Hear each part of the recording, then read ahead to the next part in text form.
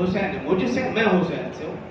اہل بیت کی بات کریں یا صحابہ کرام کی بات کریں تو رسول اللہ صلی اللہ علیہ وسلم کے بے شمار فرامین ملتے ہیں.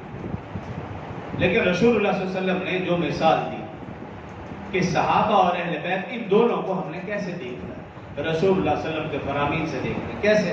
رسول اللہ صلی اللہ علیہ وسلم نے جب صحابہ کرام کا تذکرہ فرمایا تو فرمایا اصحابی کالنجوم بأیہم اقتدیتم اہتدیتم. فرمایا میرے اصحاب ستاروں کی طرح ہیں، تم ان میں سے جس کی چاہو اقتداء کرو، اتباع کرو، ہدایت ہوگے. رسول اللہ صلی اللہ علیہ وسلم نے اصحاب کو روشن ستارے قرار دیا. اصحابی کالنجوم بأیہم اقتدیتم اہتدیتم. صحابہ اکرام کے متعلق تو یہ جملہ فرمایا. جب اہل بیت عظام کی باری آئی فرمایا الا ان مثل اہل بیتی فیکم سفینۃ من رکبها نجا ومن تخلف عنها ہلک. صحابہ کو تو روشن ستارے کہا.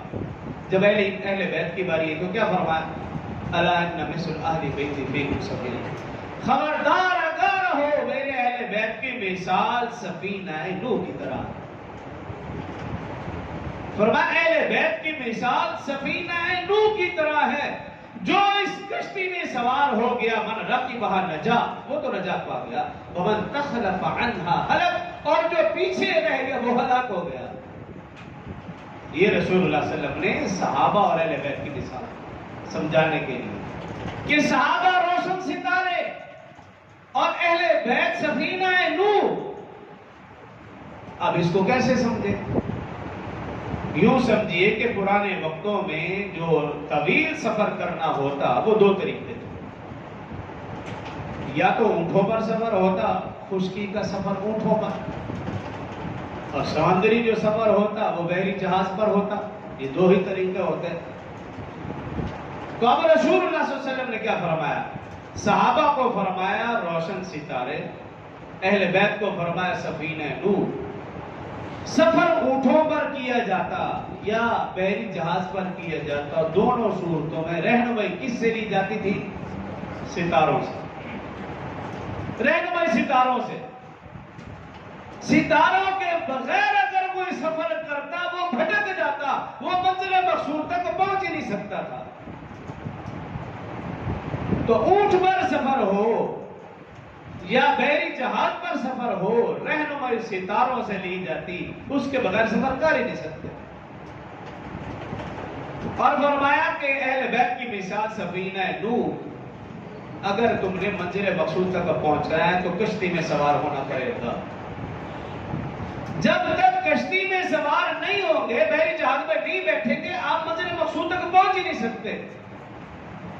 جب آپ بحری جہاز میں سوار ہو گئے، اب رہنمائی کس سے لینی؟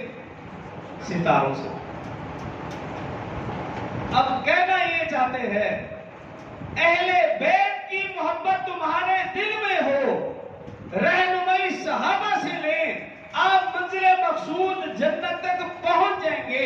اگر خدا نخواستہ آپ کے دل میں اہل بیت کی محبت ہوئی لیکن صحابہ سے رہنمائی نہ لی، تب بھی منزل مقصود تک نہیں پہنچ سکتے.